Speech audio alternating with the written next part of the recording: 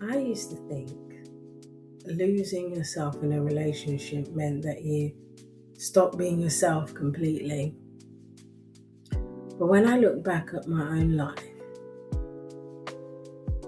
that isn't how it happened for me. It was much more subtle than that. I could still get dressed, I could still do my hair, I could still do my nails. From the outside, I could look like a woman who was taking care of herself.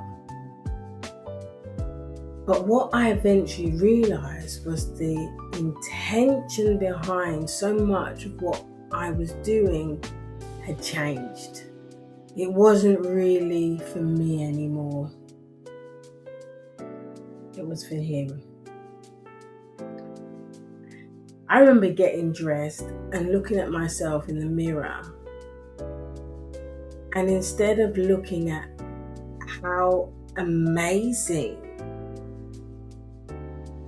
I looked, my mind would go and wonder what he would think of me in this instead. I didn't notice anything strange about that at the time. I wanted him to find me attractive. I wanted him to like what he saw. And there's nothing wrong with wanting the person you're with to find you attractive. But for me, it had become something more than that. Somewhere along the way, his gaze had become more important than mine. And I didn't know it. I've loved doing my nails since I was a child. That's me. I've always enjoyed having them done and maintaining them. I've always enjoyed clothes. I've always been creative. I love reading. I have television programs that I enjoy watching. I enjoy spending time with my friends and my family. These were all little pieces of me. But when I look back at some of those relationships, I can see how those pieces gradually started moving further and further away. And the things that were purely for my enjoyment became less important. Reading a book could wait. Creativity could wait. Seeing friends could wait. Watching something I wanted to watch could wait. But the things connected to how I might be seen by him, those are the things that could remain important. My appearance, my hair, my nails, what I wore. I might still be doing something I always enjoyed, but I wasn't doing it with myself at the center. That's the part that I couldn't see. I hadn't necessarily stopped doing everything that made me me. I changed who I was doing it for. And slowly, without recognizing what was happening, I moved out of the center of my own life. I think the cost was that I stopped experiencing myself through my own eyes. That's probably the simplest way I can describe it. I could look directly into the mirror and still be wondering what somebody else would see. That's quite something when I think about it. Because a mirror should have been reflecting me back to myself. But instead there was almost another pair of eyes in there with me. His. What would he think? What would he like? Would he find me attractive? Even after the relationships had ended? This pattern didn't disappear immediately. It took a long time for me to stop doing it. I remember getting dressed and still having that automatic thought, what would he think of me in this?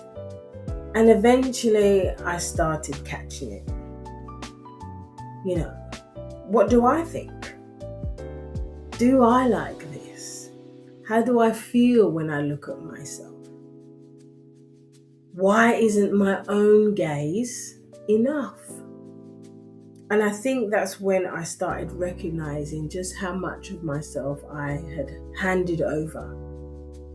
Not necessarily through huge sacrifices, through those tiny moments.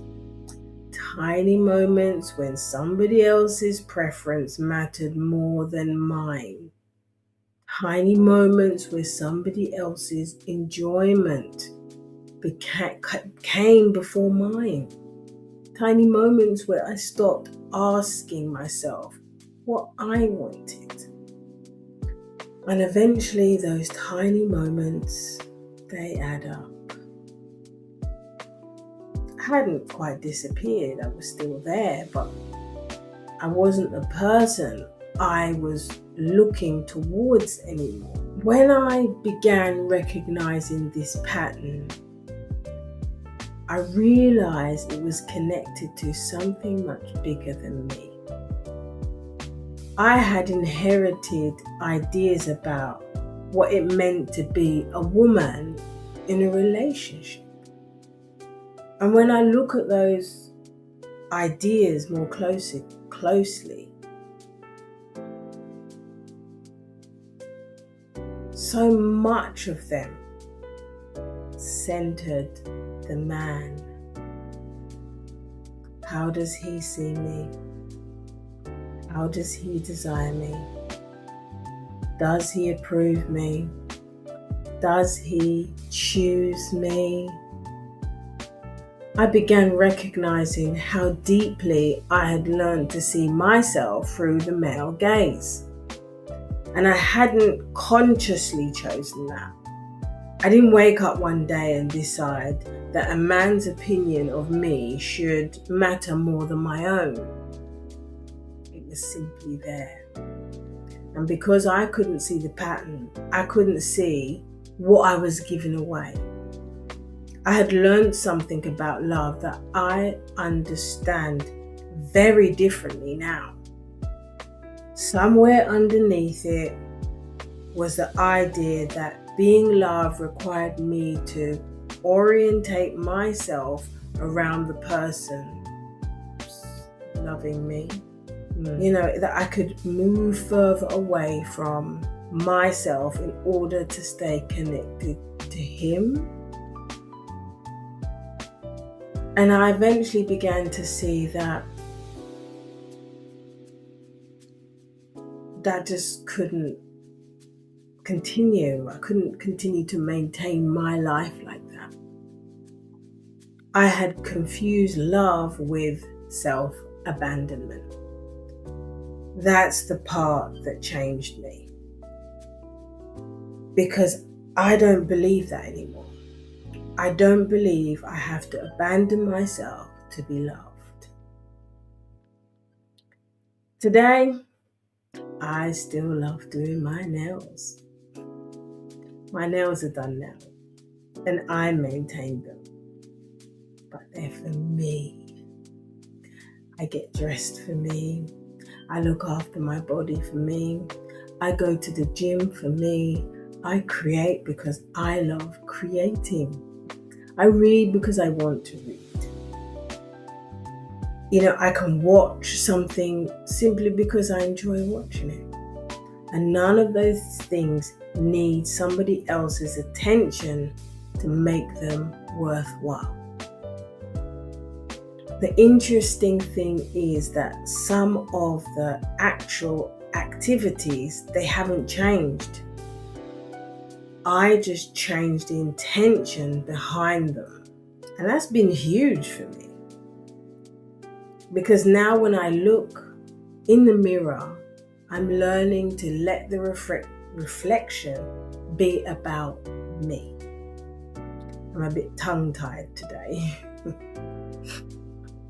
I don't need to immediately imagine what somebody else would think of the woman standing there. I can look at her myself. I can enjoy her.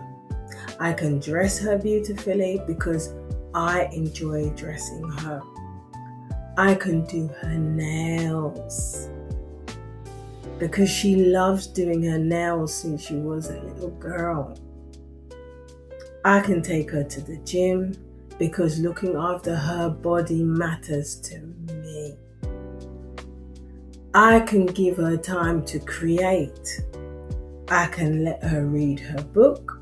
I can let her spend time with her friends. Those things don't become less important because I'm in love. Love doesn't require me to disappear. And being in a relationship doesn't require me to start being in a relationship with myself. For me, opening the relationship door meant recognizing how easily I could lose myself without ever realizing I was leaving. It wasn't always dramatic. Sometimes it was small, those tiny things, standing in front of a mirror and wondering what he would think before I'd even thought what I would think. The mirror belongs to me now. And the woman looking back at me doesn't need somebody else's eyes to tell her how to see herself. Thank you so much for being here. This is a part of my journey through the relationship door. In the next episode, I'll share another part of what relationships taught me about myself.